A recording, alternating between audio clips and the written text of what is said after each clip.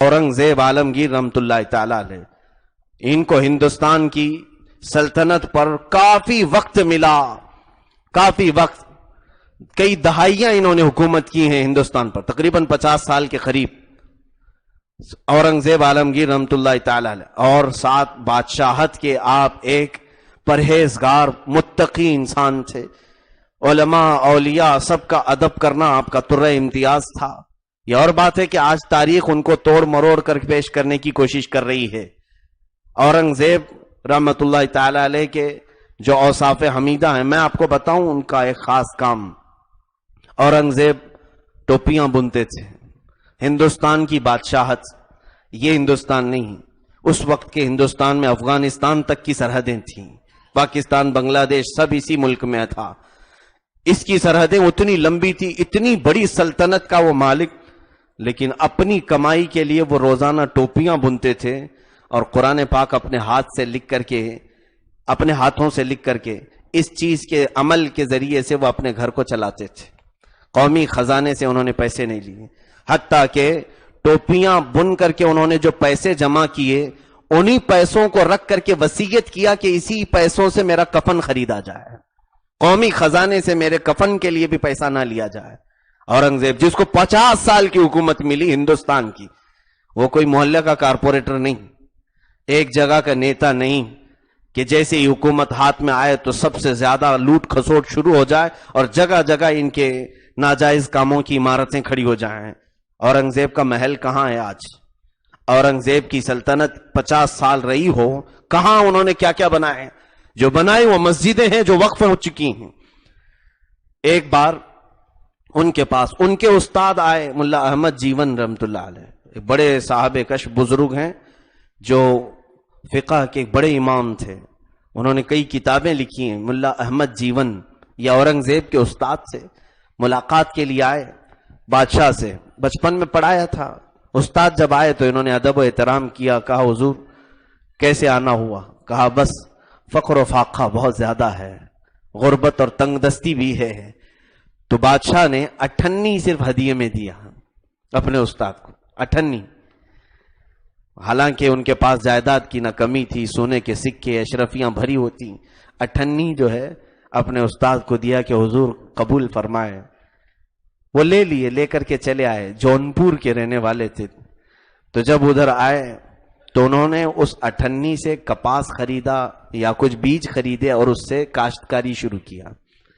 उस काश्तकारी में बरकत इतनी हो गई कि अल्हम्दुलिल्लाह उस माल को बेच करके कई पैसे आए उसमें, और फिर आपने नफा कमाया, कमाते कमाते कई जमीनों के आप मालिक हो गए। 10 साल का अरसा गुजर गया इसी में, 10 साल का अरसा, जब तक औरंगजेब दक्कन की कहीं जंगों में मसरूफ थे। वापस जब दिल्ली पहुंचे, टैक्स वगैरह के मामला देखते थे, खिराज, तो एक वजीर ने कहा कि हुजूर मुल्ला अहमद जीवन आपके उस्ताद हैं, उन पर भी टैक्स लगाना चाहिए। आज बड़े बड़े माल के वो मालिक हो चुके हैं, उनकी कई जायदादें हो चुकी हैं, उनके कई गुदाम हैं उनके माल रखने के। कहा क्या बात करते हो? वो फख्र फाका में थे, तंगदस्ती में थे।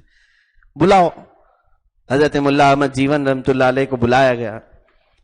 उनसे जब हिसाब तलब किया गया, जाहिर सी बात है इनकम कहां से आई आपकी, ये जरूर पूछा जाएगा। आज भी अगर आपके पास अचानक माल आ जाए तो पूछा जाएगा कि कहां से आई है इनकम।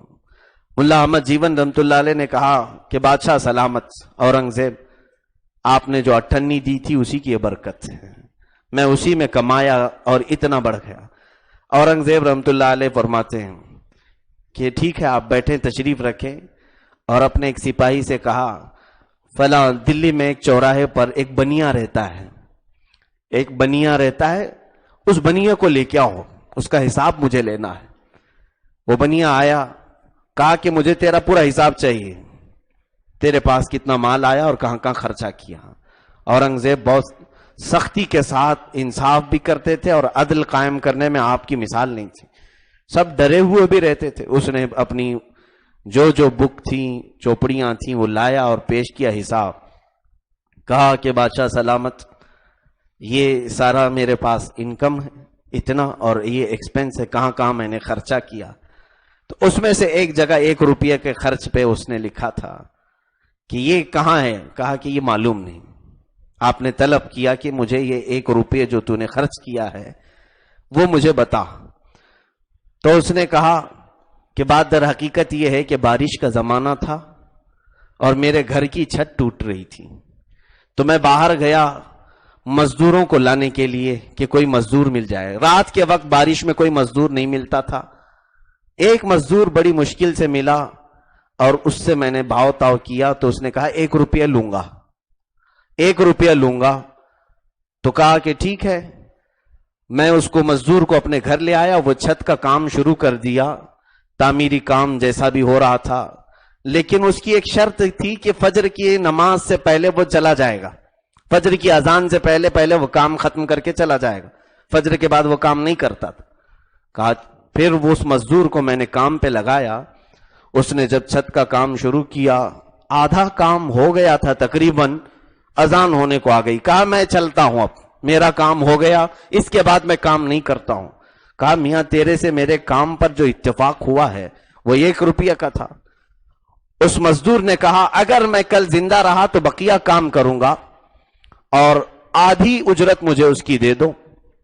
تو یہ کہتا میں 1 روپیہ نکال کر کے الگ رکھ دیا، اس کو 98 دے دیا، اور 98 کل کے لیے میں نے رکھ دیا، باقی کی 98 آئے گا.